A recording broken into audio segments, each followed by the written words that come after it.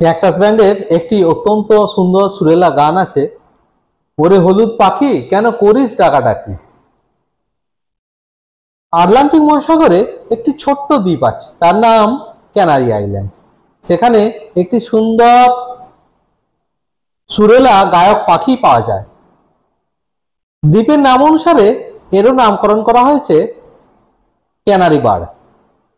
মানুষ নিজের প্রয়োজনে এই পাখিটিকে বিভিন্নভাবে ব্যবহার করত, যেমন তাদেরকে খনির মধ্যে খাঁচাবন্দি অবস্থায় নিয়ে যাওয়া হতো।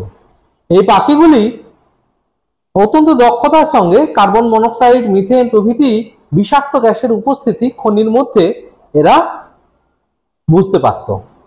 উষ্ণ রক্তের প্রাণী হয় এরা সামান্যতম এই বিষাক্ত গ্যাসগুলি যদি এদের রক্তে পৌঁছাতো তাহলে এদের একটি দমবন্ধ অবস্থার সৃষ্টি হতো, ফলে এরা চিৎকার জুড়ে দিত। খনিজ শ্রমিকরা সতর্ক হয়ে যেতেন। প্রচুর খনিজ শ্রমিকের জীবন এইভাবে বেঁচে ছিল। তো আমাদের শরীরে ফসফেট প্রচুর পরিমাণে পাওয়া যায়। ডিএনএ আরএনএ এর মূল গঠনগত উপাদান ফসফেট। এছাড়া এগুলি হাড় এবং দাঁতের গঠনে একটি বিশেষ ভূমিকা পালন করে। ঠিক যেমন উদ্ভিদের বৃদ্ধির জন্য এটি প্রায় অত্যাবশ্যকীয়।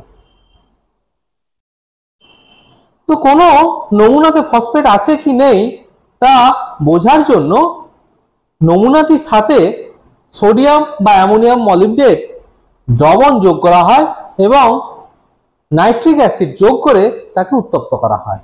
যদি হলুদ রঙের অধক্ষেপ পড়ে তাহলে আমরা বুঝবো ফসফেট আছে। যদি বিশেষ হলুদ রঙের অধক্ষেপটি না পড়ে আমরা বলবো ফসফেট নেই। তো এই যে হলুদ রঙের অধক্ষেপটি, এর গঠন অত্যন্ত জটিল। এর সংকেত হলো PMO12O43-। যেহেতু ফসফেট এবং মলিবডেট একসাথে দুটি আলাদা অ্যানায়ন যুক্ত হয়ে এই জটিল গঠনযুক্ত যৌগটি তৈরি হয়, তাই একে বলা হয় হেটেরোপলিঅ্যাসিড। এর প্রথম গঠনগত বিশ্লেষণ করেন বিজ্ঞানী কেগিন, তাই এর নামকরণ হলো কেগিনের নামে। কেগিন এটি।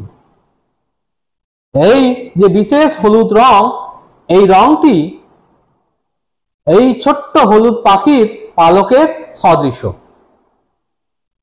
তাই সেই পাখির মনুষ্য সভ্যতার বিকাশে যে বিশেষ অবদান আছে তাকে স্মরণ করে এই অধক্ষেপটির নামকরণ করা হয়েছে ক্যানারি ইয়েলো প্রেসিপিটেট।